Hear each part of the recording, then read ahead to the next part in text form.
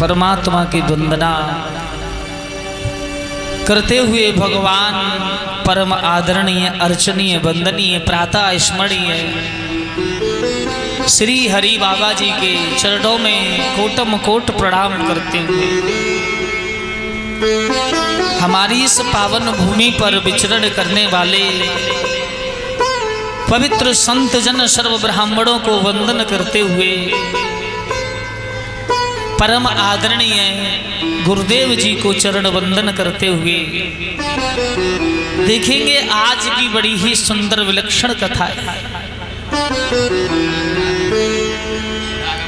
इस धरती पर पाप का भार जब बढ़ता है तब तब भगवान किसी न किसी रूप में आकर के अवतार लेते हैं, अधर्मियों का विनाश करते हैं और धर्म की स्थापना करते हैं।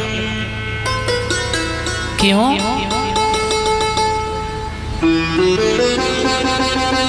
बताया है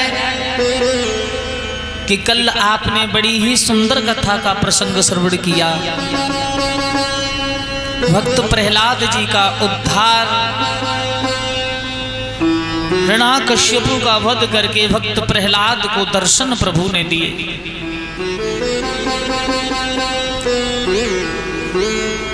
हिरण्याक्ष को मार करके पृथ्वी को आजाद कराया प्रभु ने। आज की बड़ी सुंदर कथा। इस धरती पर मेरे प्रभु श्री राम कैसे आए, इस धरती पर द्वितीय कथा होगी। भगवान श्री कृष्ण का अवतार कैसे हुआ। संत जन जो कृपा करते हैं, भगवान ने कहा है कि मोर वचन चाहे परिजय फीका और संत वचन पत्थर की लीखा। मेरा कहा हुआ शब्द झूठा हो सकता है, मेरा कहा हुआ शब्द झूठा हो सकता है, पर मेरे भक्त की कही हुई बात कभी मिथ्या नहीं होती।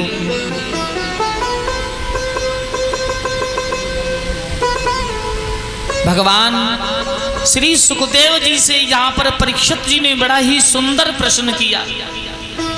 भगवान आपने बताया कि बड़े ही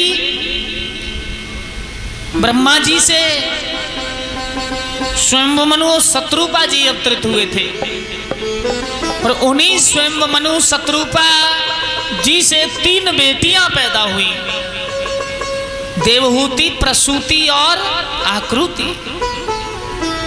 देवहूति नाम की जो कन्या थी वो कर्दम मुनि महाराज को विभाई गई। प्रसूति नाम की जो कन्या है वो प्रजापति दक्ष को विभाई गई। आकृति नाम की कन्या रुचि ऋषि को विभाई गई। पर आप मुझे विस्तार सहित बताइए कि देवहूति का कर्दम से विवाह कैसे हुआ। कर्दम मुनि महाराज जो थे ना, ब्रह्मा जी ने अपनी छाया से पैदा किए थे। सप्त ऋषियों में ये कर्दम है। वशिष्ठ, भृगु, मार्कंडेय, विश्वामित्र, अगस्त्य। कर्दम मुनि महाराज ने 10,000 वर्ष तप किया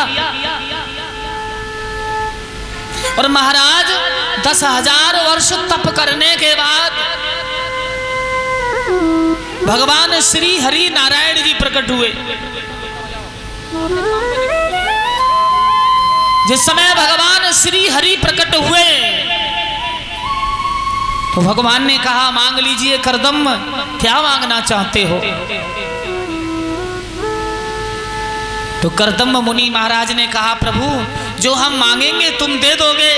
एकदम कहा आप जो भी मांगो, ऐश्वर्य, आराम, राज, वैभव, धन, संपत्ति, जो भी कुछ मांगो वो देने में देरी नहीं करेंगे।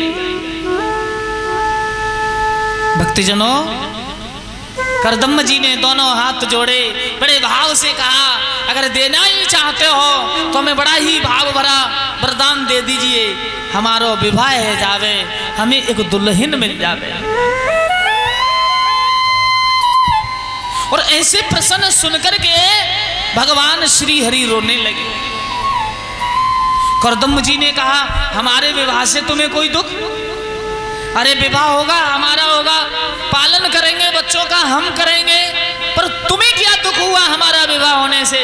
तो भगवान ने कहा, करदम तुमने कुछ नहीं मांगा, दुख मुझे वो हुआ, तप बहुत बड़ा किया 10,000 वर्ष, लेकिन तुमने कुछ मांगा नहीं। तो करदम जी ने फिर से कहा, प्रभु आपके दिल का दुख दूर करने के लिए वरदान एक और मांग लूंगा, पर पहले मुझे ये वरदान दीजिए कि तुम्हारा विवाह होगा या ना होगा। भगवान ने कहा, जाओ मैं तुम्हें वरदान देता हूं, देवहूति से तुम्हारा विवाह होगा, जो स्वयं मनु शत्रुपा जी की बिटिया है। अब और कुछ मांग लो भक्त। तो करदम ने दोनों हाथ जोड़े, बस कुछ मांगना नहीं चाहता, विवाह हो, जो घर पत्नी आए उसी के गर्भ से तुम मेरे बेटा बन के आ जाना। भोली भक्त वत्सल भगवान की जय हो।